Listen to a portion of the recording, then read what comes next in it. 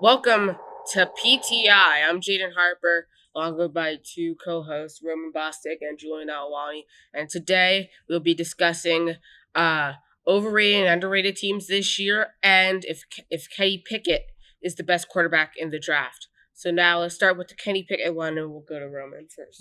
I think that Kenny Pickett has a chance to be the best quarterback in the draft, but I think that he probably isn't. Despite being the first quarterback off the board, I still think that Malik Willis coming as in the third round will be the best quarterback in the class. It's not because he might be better than the other two guys taken ahead of him. I think it's because of where he was drafted. Being drafted to a situation like Tennessee, where you can be behind Derrick Henry for a few years, learn behind a pretty good quarterback, Ryan Tannehill. Although he said he didn't want to mentor him, you can still watch his game and watch how he plays and figure out how to develop your own style because you already have some great athleticism in your legs. You just have to figure out how to translate that to your arm power and your accuracy.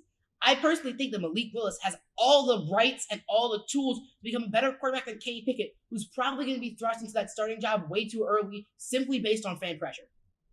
Well, I like where you're going here with that, Roman, but I think Kenny Pickett is going to be the best quarterback out of this draft class because if you look at it, he went to a really good organization, and yes, Malik Willis did go to a really good organization with the Titans, but he got drafted like the third round. He dropped for a reason, and that reason had to be for something with his performance. Kenny Pickett was drafted in the first round because most players that are drafted in the first round are going to be really good, and they're going to perform really well. Yes, you see the busts all the time, but I think Kenny Pickett's one of those guys that's going to be like the best of the best. Well, I just simply disagree. He's drafted to a Steelers organization with one of the worst offensive lines in the league currently. And sure, you might try to feed the ball to Najee Harris, but Najee Harris can't do everything behind a bad offensive line. Your wide receiver weapons consist of Deontay Johnson, who has had drops issues, Chase Claypool, who can be a diva on the field sometimes, and really, who else? The thing that's carrying Kenny Pickett and making him somewhat relevant is the fact that he's got a really good defense behind him. And that's it. It's nothing about him. It's nothing about his talent. And I personally think, no hate to him, I think he's a great guy, and I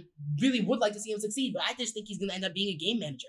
Any final thoughts, Julia? Well, like I said, I personally think Kenny Pickett is going to be the better one out of this draft class.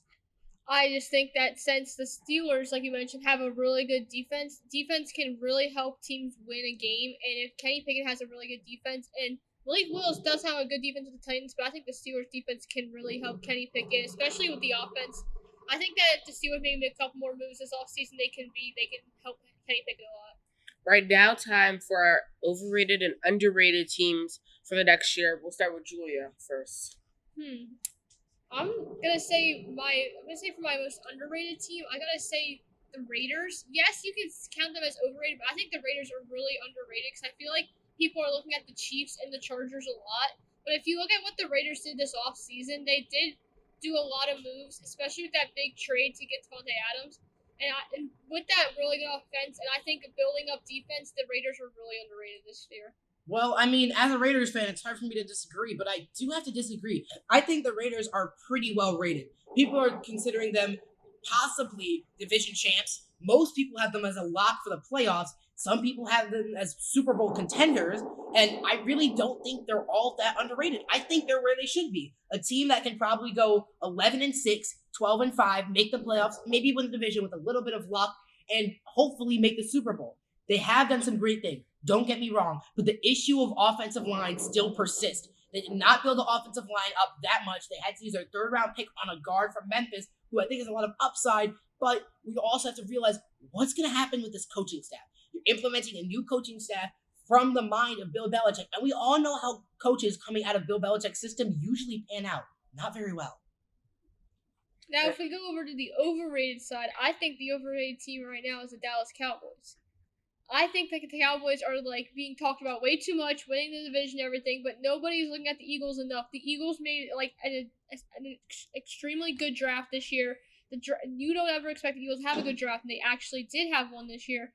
And the Eagles are, in my opinion, the team that wins that division. The Cowboys do have a lot of good parts to their team right now, but they're not what people really think they are. I also have to disagree with that one. The Cowboys are, and as much as it pains me to say it, will always be a playoff contending team. It's just simple nature. Dak Prescott is a top quarterback, maybe not top 10, but he's definitely at least top 12. And you can make an argument for him being top 10. Ezekiel Elliott, while he's hit the decline, is still a top 20 running back. And Tony Pollard could honestly surpass Ezekiel Elliott to be the starter and become more of a top 10, top 15 kind of running back. The wide receiver weapons are still there. Michael Gallup just got re-signed. CeeDee Lamb, an explosive weapon. And now, honestly, we have to take a look at that defense. Micah Parsons, in my opinion, the favorite for Defensive Player of the Year this year. So Marcus Lawrence, who Cowboys fans are hoping resurges back onto the scene and becomes that sack monster they were always hoping him to be. Trayvon Diggs, one of the best ball hawks of this generation, might move him to safety. He can become a perennial defender back there, but who knows? I think the Cowboys aren't exactly underrated. Don't get me wrong. They might be a little bit overhyped, but they are nowhere near the most overhyped in the league. In fact, in my opinion, the most overhyped team in the NFL right now is actually the Eagles. The Eagles have made 2 additions to their team. They have got A.J. Brown, and they have got Jordan Davis. You might argue Nakobe Dean, but he's had some major health concerns that made him slip all the way out the first round, all the way out the second round, and into the Eagles' laps at the 3rd round spot. Like you said with Malik Willis, there's got to be a reason for him falling that far. It's not like it was just something random out of the blue. They added A.J. Brown, but they lost Brandon Brooks. They're hoping that A.J. Brown can take that next step. He's coming from a very, very run-heavy offense in Tennessee. Most of the workload was given to Derrick Henry. And to be honest, I don't know if he's ready for a number 1 wide receiver role. I think the Eagles being talked about as 13-5, number 2 seed in the NFC, number 3 seed, some people even calling them Super Bowl contenders, is just way too much hype for them. Yeah, I see where you're going with that, but you said Nakobe Dean has health issues. Yes, he does, but they're health issues that can be resolved by the season.